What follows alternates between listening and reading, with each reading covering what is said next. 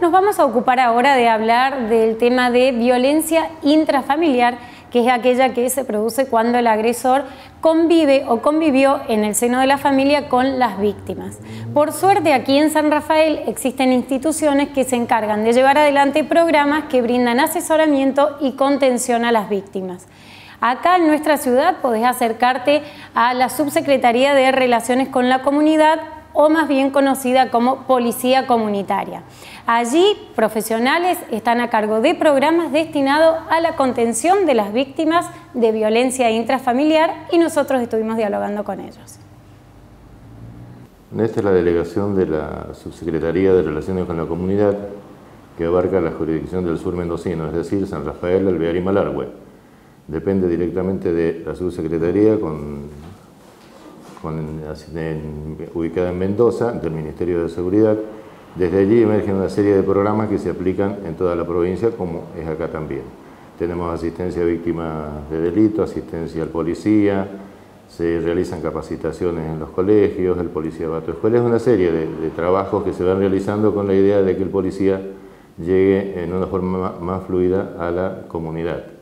Específicamente en lo que es asistencia a víctimas, es un programa que está teniendo mucho auge y tenemos muchos casos. Gracias a Dios acá contamos con un grupo interdisciplinario, que tenemos abogados, tenemos psicólogos, asistente social y operadores que tratan los temas específicamente.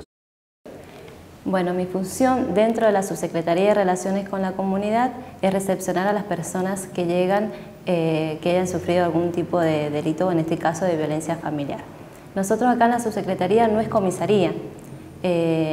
Acá pueden venir a asesorarse, a sacarse todas las dudas, que en ningún momento se va a ir a la persona a decirle o se le va a manifestar algo que la víctima no quiere, ¿no? Muchas veces ellas tienen miedo de ir a una comisaría porque se lo va a notificar a la persona, entonces en este caso ya vienen a asesorarse acá a la oficina.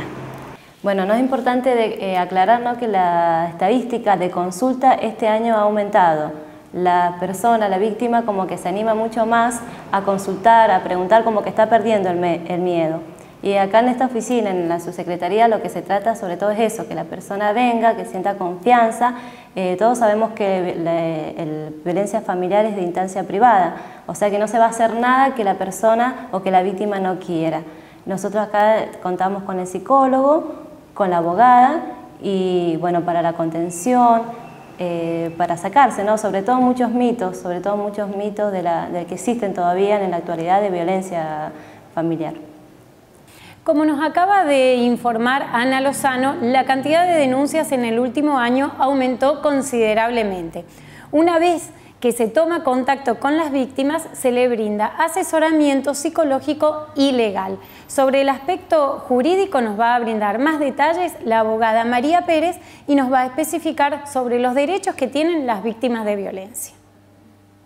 Dentro del programa de asistencia a víctimas del delito, específicamente y comúnmente los casos que llegan a esta Subsecretaría de Relaciones con la Comunidad y más conocida por toda la gente como Policía Comunitaria, son los temas de violencia intrafamiliar y abuso sexual.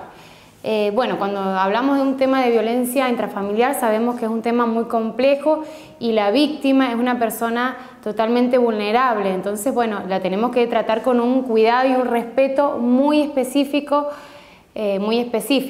Entonces, bueno, a través que pasan, cuando llega la víctima de violencia intrafamiliar o de abuso sexual, la atienden las operadoras, ¿sí?, que son las que intervienen en la primera etapa, que es en la etapa de crisis, ¿sí? Después, a medida que ella lo necesiten o no, se le ofrece la asistencia legal y la contención psicológica, ¿sí? En la asistencia legal, a mí en lo que me compete es escucharla y principalmente hacerle conocer cuáles son sus derechos a la vulneración de tal delito. Y después evaluar con el equipo interdisciplinario si esa mujer, según el delito que sea, puede pedir una medida de protección, ¿sí? Son las medidas tutelares. ¿Cuáles son las medidas de protección? Se hacen ante los juzgados de familia de San Rafael, ¿sí?, que nosotros tenemos 2 juzgados de San Rafael de familia. ¿Qué pasa? ¿Cuáles son las medidas para que la gente, y que son más comúnmente conocidas por todos? Es la exclusión del hogar del agresor o de la agresora, ¿sí?, la prohibición de acercamiento, el reintegro del hogar, ¿sí? Son todas esas medidas que desde aquí se acompaña a la víctima para que pueda llegar a tomar la decisión de tomar esa medida, ¿sí? Le decimos que si bien no es una medida tan fácil de otorgar por el juzgado de familia, porque tiene que cumplir ciertos requisitos, que se animen a denunciar, a pedir ayuda, ¿sí? Y desde esta oficina se le brinda ese asesoramiento, seguimiento y contención en el caso específico. Lo importante para prevenir este tipo de problemáticas que sufre nuestra sociedad es trabajar en la formación de los jóvenes y a su vez brindarle herramientas para que no adquieran ni toleren ningún tipo de violencia. Bueno, puntualmente la estrategia de prevención que estamos utilizando en este momento tiene que ver con el desarrollo de charlas en las escuelas secundarias o primarias, con los equipos docentes o con los alumnos, con respecto a la violencia en el noviazgo, principalmente con los grupos de alumnos. El objetivo de estas charlas es la identificación temprana de los comportamientos violentos, ¿sí? Que atraviesen a las personas por distintos motivos, digamos, porque ellos mismos pueden ser víctimas de situaciones de violencia o porque pueden, digamos, de alguna manera colaborar con alguna persona que sea víctima de esta situación. Digamos, dentro de las charlas, la información que se da tiene que ver con la problematización de los roles de género como una construcción social. Bueno, en resumen, lo que trabajamos en los talleres tiene que ver con poder, digamos, que los chicos que participan de los talleres o los docentes puedan empezar a ver cuáles conductas pueden configurarse en una relación violenta. Es decir, qué actitudes, qué lugar ocupan los celos, cómo son las relaciones de pareja, qué relaciones son saludables, cuáles son los vínculos que, digamos, que son saludables, que son priorizables. Y lo más importante es que durante estos talleres los chicos empiezan a identificar o les empiezan a sonar ciertas palabras que tienen que ver con lo que deben ser como varones y lo que deben ser como nenas. Y, digamos, lo que más se trabaja es que este deber ser es una construcción cotidiana de todos los días que no tiene que ver con imposiciones, sino con decisiones personales y con contextos que posibilitan o no que estas decisiones se tomen. Nos ha sido muy productivo el hecho de los talleres porque durante los talleres muchos chicos participan, preguntan, cuestionan. Entonces es muy interesante el hecho de que ellos puedan participar de esta instancia, que per se no es suficiente para, digamos, terminar con la violencia de género, sino que tiene que ir acompañada de otro montón de acciones. En este momento, con lo que mayor dificultad tenemos es con el hecho de que no contamos con otros recursos para abordar las situaciones de violencia. ¿Cómo puede ser principalmente el hecho de que no contamos con un lugar de albergue para las mujeres cuando, por una medida de protección, como plantea la abogada, se las retira del hogar o hay que darles resguardo? Esta y otras limitaciones funcionan como limitadores de las posibilidades de intervención o que las situaciones se desarrollen positivamente. La violencia familiar que tratamos nosotros acá desde la oficina tiene que ver con aquella violencia que se produce dentro del ámbito familiar. Esto puede incluir violencia física, violencia verbal o psicológica dentro de los tipos de violencia que se encuentran también como intimidación, amenaza, violencia psicológica, es decir, no necesariamente tiene que haber un golpe para que se produzca violencia, esto queremos llegar, y que puede o no responder a características de cuestiones patológicas, es decir, que pueden estar, una violencia que puede o no estar asociada a una patología, es decir, una persona, por ejemplo, con un trastorno de la personalidad, no necesariamente el hecho violento o la persona violenta tiene que ver o responde a una patología.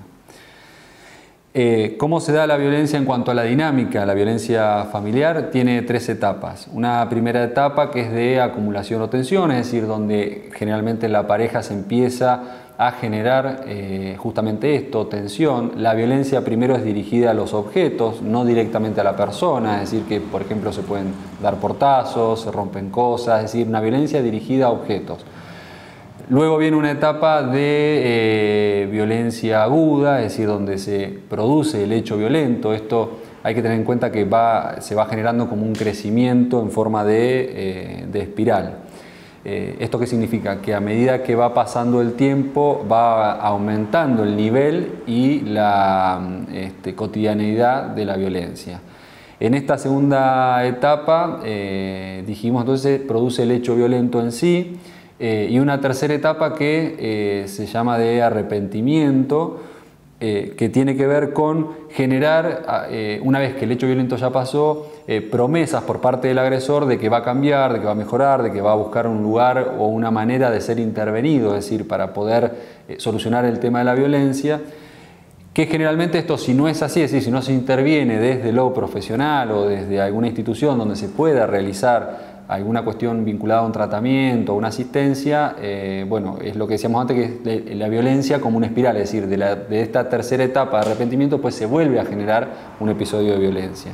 Una de las cuestiones que quedan por resolver es, o que nos preguntamos siempre en la oficina, es el hecho de por qué una mujer sostiene durante tanto tiempo una relación de este tipo así violenta. Bueno, hay muchas cuestiones que se ponen en juego a la hora de tomar una decisión. Por eso las relaciones son de muchos años, las relaciones violentas son de muchos años, tienen que ver con ciertos prejuicios sociales, con miedos a encarar una etapa nueva o generar cambios en la vida, como ser, por ejemplo, tener que empezar a trabajar o tener que vivir de manera separada, la pregunta de por qué, cómo voy a subsistir, cómo voy a alimentar a mis hijos, cómo los voy a vestir, es decir, cuestiones que tienen que ver con lo cotidiano y lo simple de las vidas de estas personas, pero que a la hora de tomar una decisión generan este tipo de dudas. Muchas de las veces las mujeres también no toman la decisión de romper con una pareja por miedo a prejuicio social o porque qué le va a pasar a mis hijos o se quedan sin un padre o no entienden en realidad o no tienen clara la idea de que pueden seguir manteniendo la familia aún así con los padres separados. Es decir, esto es cuestión de poder encarar la relación familiar de una manera diferente. Algunos de los mitos que hay en relación a la violencia tiene que ver con, por ejemplo, que hombres y mujeres han peleado siempre, que es una cuestión natural. Es cierto que en familias o en parejas hay siempre discusiones o cuestiones a tener en cuenta, pero no necesariamente tiene que ser resuelto con violencia, es decir, que se puede encarar la situación desde otro lugar, desde otro lado. Otro de los mitos es que la violencia se produce o está producida por el abuso de sustancias como alcohol o drogas. Esto es no necesariamente así. La violencia puede venir de personas que no consumen ningún tipo de sustancia, o incluso hay personas que consumen sustancias y no son violentos, es decir, que esto es un prejuicio en realidad. Otro de los mitos es que las personas que maltratan a sus mujeres son personas que están enfermas y que no tienen cura. Esto no es así. La violencia, dijimos, es como modelo de conducta aprendida y por otro lado puede estar o no asociada a alguna patología, pero no necesariamente. Para finalizar, queremos invitar a todas aquellas personas que sientan que están viviendo en un ámbito de violencia o que sufren algún tipo de violencia, ya sea físico, psicológico o verbal, y quieran venir a consultar, lo pueden hacer aquí a las oficinas. Esto es en forma gratuita y se mantiene la privacidad de cada persona que viene a consultar. No necesariamente tiene que haber una denuncia de por medio, es decir, que ante la duda quieran venir a consultar, bueno, están invitadas, las oficinas están abiertas desde la mañana temprano y por la tarde, así que bueno, invitamos a todas las personas que sientan la necesidad de ser escuchadas o de hacer una consulta.